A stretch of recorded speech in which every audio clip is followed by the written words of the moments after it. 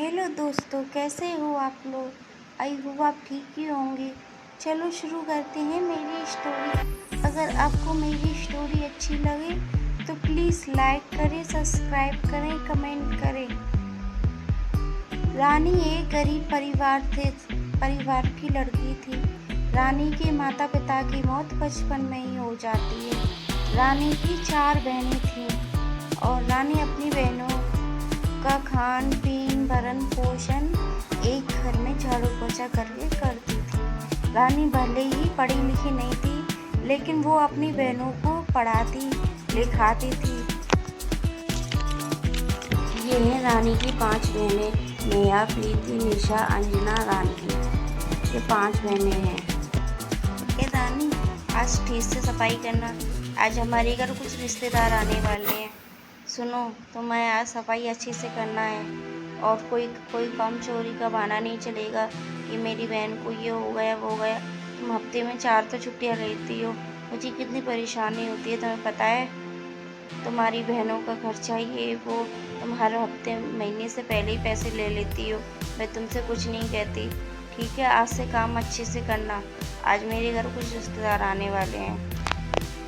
ठीक है दीदी, मैं आज अच्छे से सफाई करूँगी। आपके घर रिश्तेदार आने वाले हैं ना, मैं पूरी साफ़ सफाई करके जाऊँगी। मैं बहाना नहीं करती हूँ। मेरी 4 बहनें हैं, मुझे उनके लिए भी थोड़ा थोड़ा टाइम निकालना पड़ता है। और दीदी, मैं आपसे पैसे अपने लिए नहीं लेती हूँ, मैं अपनी बहनों के लिए लेती हूँ। मेरी बहनों की कॉलेज फ़ीस और उनकी ड्रेसें, उनकी किताब, उनकी पढ़ाई का खर्चा। दीदी, मेरे लिए तो कुछ भी नहीं बचता है, लेकिन मुझे इसी में सब्र है कि मेरी बहन अच्छे से पढ़ाई कर लेंगी। अच्छा दीदी, मैं आपकी सफाई अच्छे से कर दूँगी घर की। फिर रानी सारी घर की सफाई बहुत अच्छे से कर देती है और उसकी मालकिन भी उसकी आंखों के सामने खड़ी होती है ताकि रानी देख सके कैसी सफाई कर रही है। अब आइए दोस्तों, आगे बढ़ते हैं और मिलते हैं रानी की बहनों से। वो क्या करती हैं, पढ़ाई करती हैं या कुछ और।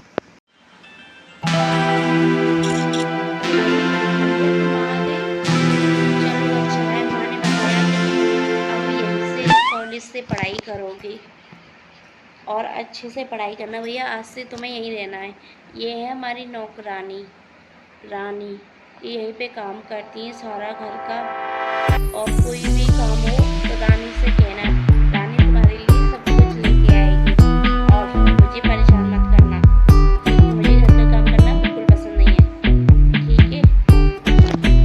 रानी प्लीज़ मेरे लिए 1 कप चाय ले आना।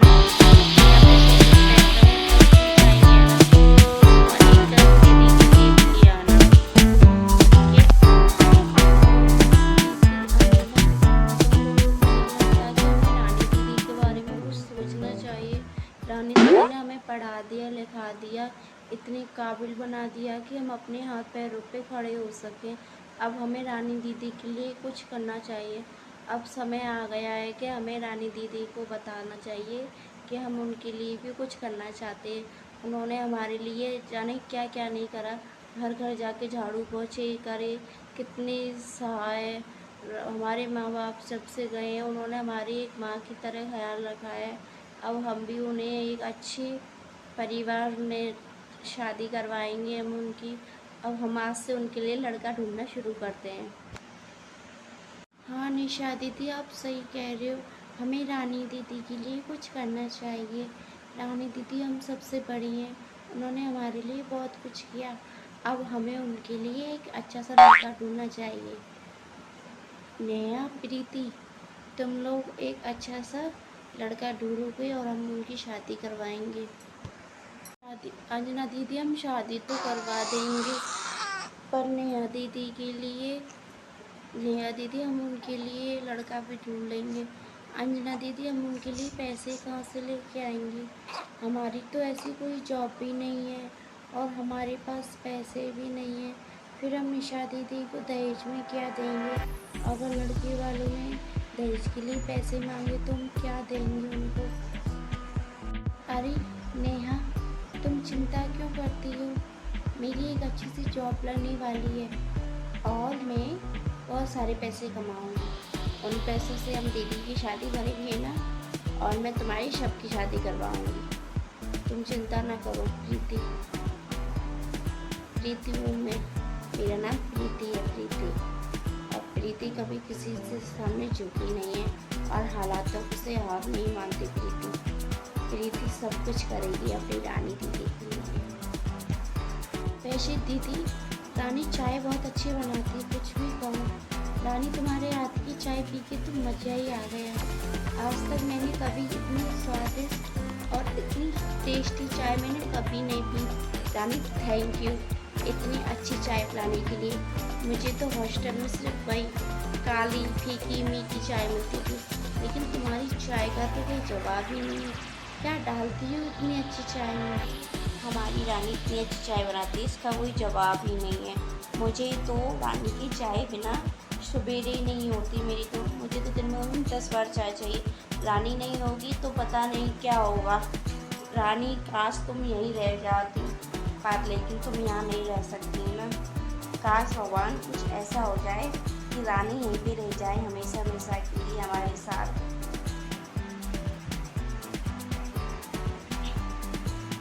धीरे धीरे अभी और रानी एक दूसरे में खो जाते हैं, मानो कि उन्हें कोई मोहब्बत हो गई हो।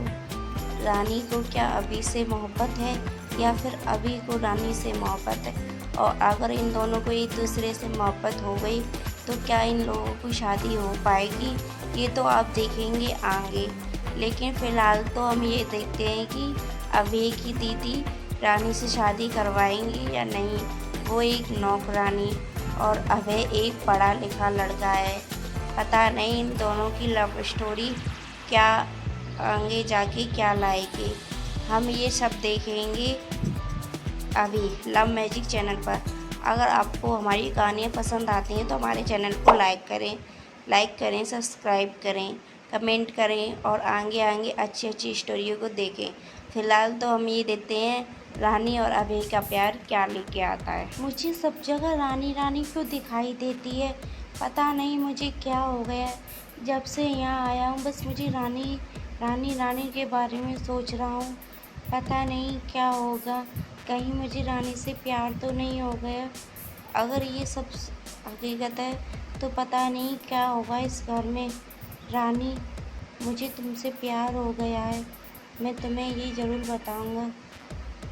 प्लीज़ तुम मेरे प्यार को यूँ ना ठुकराना। रानी, मैं तुम्हें बताऊंगा कि मैं तुम्हें कितना प्यार करता हूँ। तुमने कितना सहा है अपनी ज़िंदगी में, लेकिन मैं तुम्हें ऐसा कुछ भी नहीं कराऊंगा।